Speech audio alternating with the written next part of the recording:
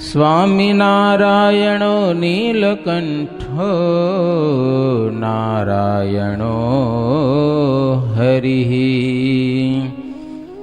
હરિ કૃષ્ણશ્ચ સહજા નંદકૃષ્ણોસ્તુ મે હૃદિ સહજાનંદ કૃષ્ણોસ્તુ મે હૃદિ.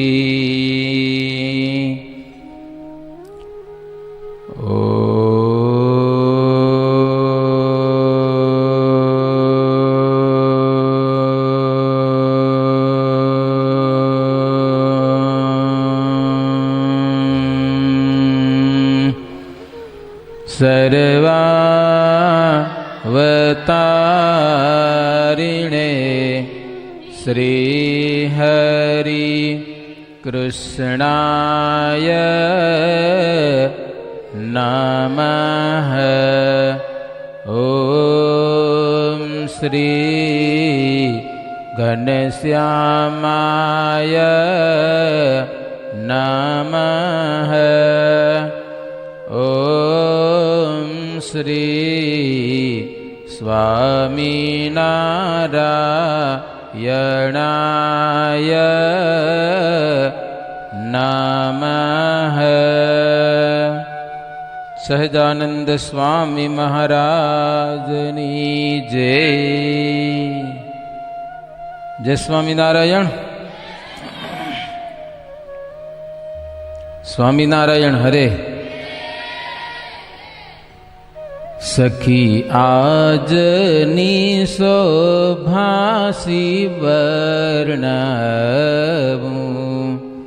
મળી માની મંગળ ગાય વર્ણવ્યો ન જાય આનંદ અતિ ઘાણો. આજ અવસર આવ્યો નવાઈનો આવો અવસર રહેજો સદાય માગે મુનિરાય આનંદ અતિ ઘાણો. નવાઈનો અવસર આવેલો. ભગવાન પૃથ્વી ઉપર પધાર્યા. ભગવાન અહીંયા આવે નહીં, બહુ ઓછા આવે ભગવાન. એવો નવાઈનો અવસર આવ્યો છે. મહામુનિઓ માગે છે કે આવો ને આવો આનંદનો અવસર અમારા જીવનમાં હંમેશા રહે, સતત રહે. એ ભલા ભાગ્ય ઉદય થયા ભૂમિના મહારાજે કરી મોટી મહેર થઈ લીલા લહેર આનંદ અતિ ઘાણો. હરિજન્મ્યા તેથી આખા જગતમાં આજ શોભે છે ગામને શહેર વધ્યો ઘેર ઘેર આનંદ અતિ ઘાણો. હે ગામો ગામ ને શહેરો શહેર જ્યાં જુઓ ત્યાં આનંદ છવાઈ ગયેલો છે. હાથી ઘોડા શણગાર્યા છે. હે સરસ મજાનું છપૈયા ગામ શણગારવામાં આવેલું છે. રસ્તાઓમાં સરસ મજાના સુગંધીમાન અત્તર છાંટ્યા છે અને ફૂલડા વેર્યા છે. હે વાટ વાટીને ફૂલડા વેરિયા, વાટ છાંટીને ફૂલડા વેરિયા. એક સખી કહે છે બીજી સખીને, સખી ધર્મદેવને આંગણે તો જુઓ, ભગવાન પ્રગટ થયા છે. ભગવાનના દર્શનને માટે અંબરના વિમાનો આવ્યા છે. અંબર એટલે દેવતાઓ. આકાશમાં દેવતાઓના વિમાન ઊભા રાખવાની જગ્યા નથી હો, આટલા દેવતાઓ આવેલા છે. પછી તો ધર્મદેવે બ્રાહ્મણોને અનેક પ્રકારના ખૂબ દાનો આપેલા છે હો. જી આવે જી માગે દેવાનું. કપડાં, પૈસા, વાસણ ઢગલા હતા હો આજે અહીંયા કને. ઋષિ મુનિઓ આવ્યા છે, આશીર્વાદ આપ્યા છે. ઘણું જીવજો જગદાધાર, ભક્તિના કુમાર. માત પિતાની રક્ષા કરજો, વળી પાડજો સ્વજન અપાર. પોતાના જનો એટલે પોતાના આશ્રિત જનોની રક્ષા કરજો. ભગવાનને જે શરણે થાય, કંઠી બાંધે, તિલક ચાંદલો કરે, ભગવાનનો ભગત થયો કહેવાય. સ્વજન ભગવાનનો ભગત, પછી એની ભગવાનની જવાબદારી આવી જાય છે રક્ષા કરવાની. જો આમાં લખ્યું છે, મૂર્તિમાન ચારે વેદો આવ્યા છે, અને ગાય હરિવર ના ગુણ ગાન. સુણે સહુ કાન આનંદયતી ઘણો. અરે આજે તો ભવ બ્રહ્મા જેવા પણ જાચક થઈને આવ્યા છે પ્રભુના દર્શન કરવા માટે.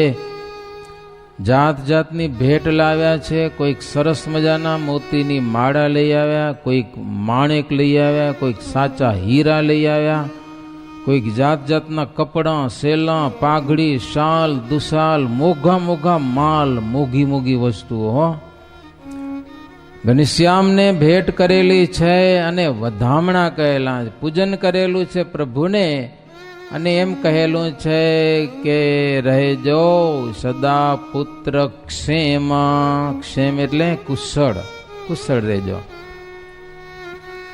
હે તાતે જાતક કર્મ ભલું કર્યું, નિરખી લાલ વિહારીને જેમાં જથા વિધિ તેમાં આનંદયતી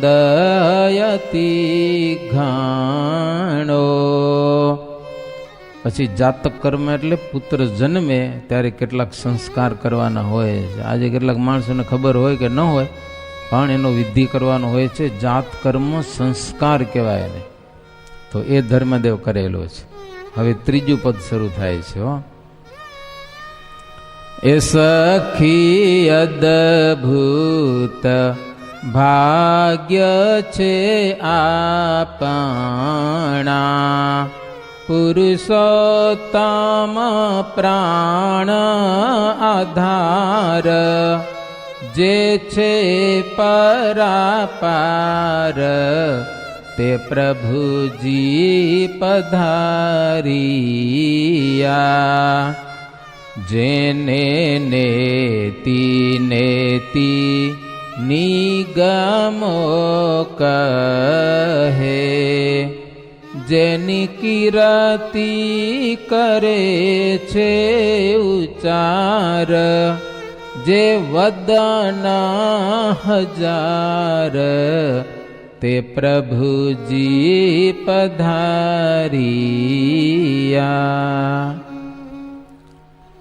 ભગવાન તો આવ્યા છે, પણ કેવા ભગવાન છે. હા,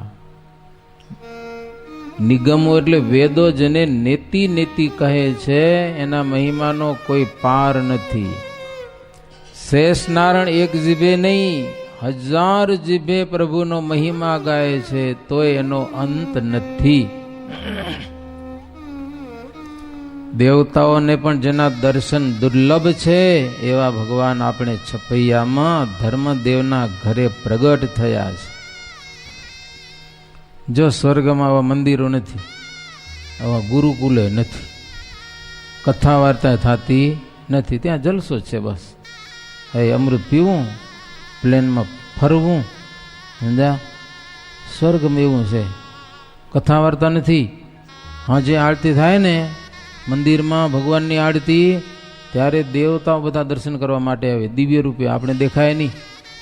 આરતી થતી હોય ને ત્યાં સુધી દેવતાઓ બધા દર્શન કરે, કારણ કે સ્વર્ગમાં મંદિર જ નથી લે, ત્યાં જલસા છે ખાલી, ઠાકોરજીનું ભજન ભક્તિ નથી થતી, દેવતાઓ અહીંયા આવે દર્શન કરવા માટે.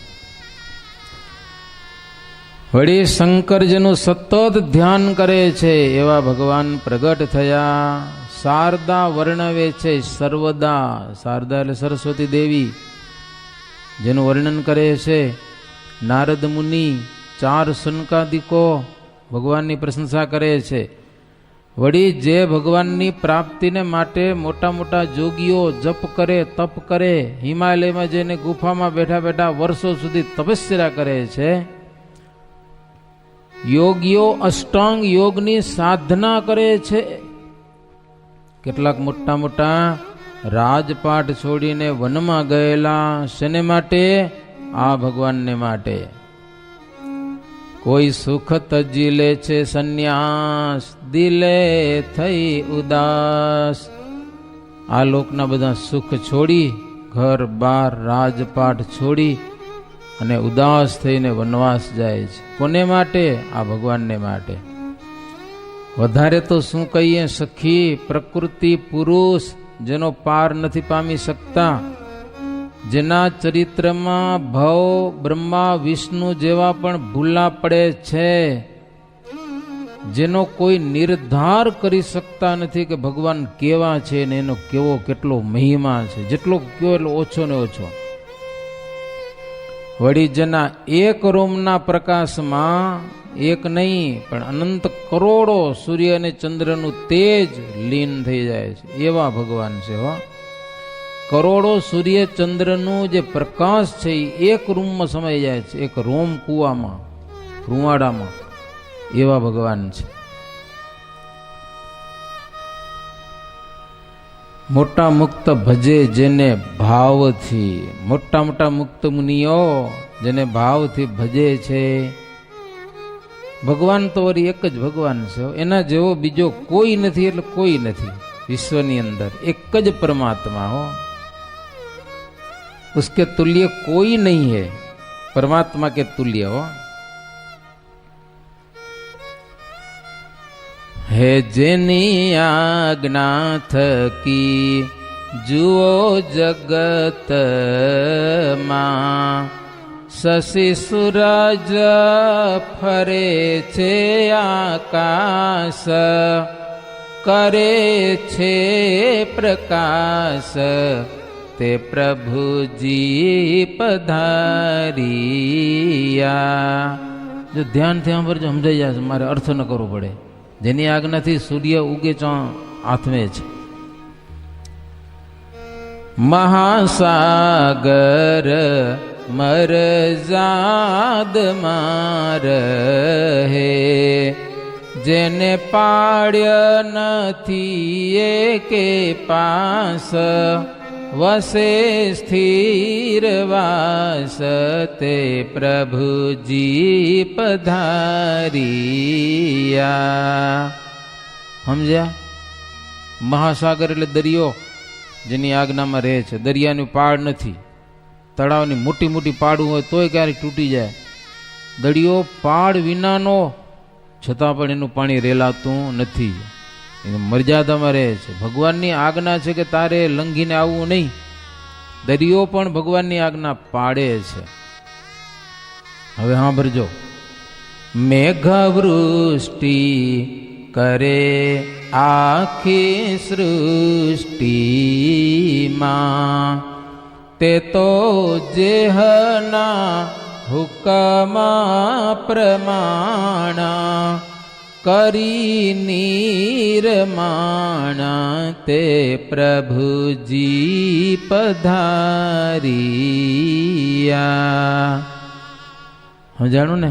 વૃષ્ટિ થાય છે જેની આજ્ઞાથી. હવે ચોથું પદ. સખિયાજ વધામણી સાંભળી ભક્તિ દેવીના ભાગ્ય વિશાળ પ્રગટ થયા લાલ ઉત્સવ આજ થાય છે. કેવો ઉત્સવ થાય છે આજે? દહીં હળદીનો રંગ છંટાય છે. ભાવે ભરી ભરી મોતીના થાળ વધાવે છે લાલ ઉત્સવ આજ થાય છે. દહીં ને હળદી ને આમ ઉડાડે ને જલસો કરે હો. કેટલાક તો સાકરના કોથરા ભરી આવ્યા, ખૂબે ખૂબે મંડ્યા સાકર વેચવા. સાકર માંગલિક છે ભાઈ, દોથા દોથા સાકર ના મળે. કેટલાક સરસ મજાની સોપારી વેચે છે. આકાશમાંથી ફૂલડાનો વરસાદ થાય છે. મોટા મોટા સુરવર દેવતાઓ વિમાનમાં ચડીને પ્રભુના ગુણો ગાય છે. ધામધૂમ મચી ધર્મધામમાં, ધર્મદેવના ઘરે કેવી ધામધૂમ મચી છે ભાઈ. આકાશમાં દેવતાઓ નગારા વગાડે, મોટા મોટા તાલ વગાડે ને મૃદંગ વગાડે ને જાત જાતના વાજિંત્રો શરણાઈઓ નોબત વાગે. સૂત માગધ આ બધા વંશાવલી વાંચતા હતા. વંશાવલી ભાઈ વૈવંચા થતા પેલા, હવે એ નથી. તમે તમારું નામ દો ને એના ચોપડામાં નામ હોય, પછી તમારા બાપાનું નામ લે, પછી તમારા ભાઈ જેટલા હોય એટલું નામ લે, અને પછી તમારા દાદા પરદાદા એ જતા જતા ક્યાંય પહોંચી જાય, કેટલું પહોંચાડી દે. વૈવંચા વર્ષે વર્ષે એકવાર આવે અને જેટલા કુટુંબમાં છોકરાનો જન્મ થયો હોય ને બધાનું નામ લખી જાય. અમે નાના હતા ત્યારે આવતા, એને વૈવંચા કહેવાય. એ તમારી પાસે ખબર હોય કે ન હોય, એની પાસે મોટા મોટા ચોપડા, વર્ષોના ચોપડા લખેલા હોય પરંપરાથી, એટલા પરિવારમાં આવે જ. આમાં એને કીધા છે સૂત અને માગધ વંશાવલી વાંચતા હતા. જય જયકાર થયો આખા જગતમાં, થયા સજ્જન નામન શાંત, ભાગી ગઈ ભ્રાંત ઉત્સવ આજ થાય છે. ચારે બાજુનું વાતાવરણ એવું છે. નદીના નિર્મળ સ્વચ્છ બનેલા છે, આકાશ પણ ચોખ્ખો થયેલો છે, અગ્નિહોત્રીઓના અગ્નિ પણ ઉજ્જવળ બનેલા છે. મટ્યો ધૂમ ને પ્રગટ્યો પ્રકાશ, અગ્નિમાં ધુવાડો નથી નીકળતો. દૈવી જીવોને આનંદ થયેલો છે. પણ પાખંડી ગુરુઓ પસ્તાવા લાગ્યા કે હવે આપણે મુઆ ભગવાન પ્રગટ થયેલો, આપણે હવે મૂકશે નહીં. હે પડી પાપીના પેટમાં ફાડ, જાણે આવ્યો આપણો કાળ. આપણે મર્યા હવે કે હો ક્યાં જશું, શું કરશું? એના પેટમાં દાવા નડ લાગ્યો છે. નટવર તાણી મૂર્તિ નિહાળીને, દૈવીને દિલે ઉપજ્યું વહાલ, થયા છે નિહાલ ઉત્સવ આજ થાય છે. હે શોભે ભગવત ભક્તિના ભુવનમાં, પરમાત્મા પ્રણત પ્રતિપાડ, વિહારી જો લાલ ઉત્સવ આજ થાય છે. દૈવી અને આસુરીમાં ખબર પડે ને તમને. દૈવી એટલે ભગવાનને માનતા હોય ઈ, અને આસુરી એટલે ભગવાનથી વિરુદ્ધ હાલતા હોય ઈ. દૈવીના દિલ હરખ્યા છે. હે મુનિજનો હતા, બહુ આનંદ થયેલો હશે. પણ અધર્મી ગુરુ હતા, જે ધન ધુતારા હતા, અસુરાંશ પુરુષો જે હતા, પાખંડી હતા, એ ભાગ્યા. કેટલાક તો પર્વતની ગુફામાં હંતાઈ ગયા, અને કેટલાક કુંડપંથી પડ્યા જઈને કૂવામાં. એવું લખેલું લ્યો, કુંડાપંથી એટલે કૂવામાં પડ્યા, એટલે કૂવાના ખાડામાં ન પડે, પણ એના પંથ મીટી ગયા. એમ જોર ના હાલ્યું એનું કાંઈ.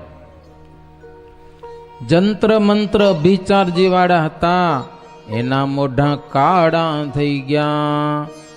વેદાંત અને શુષ્ક મતવાદી હતા, એ તો બળી મુવા. આપણું કાંઈ નહીં હાલે આવે.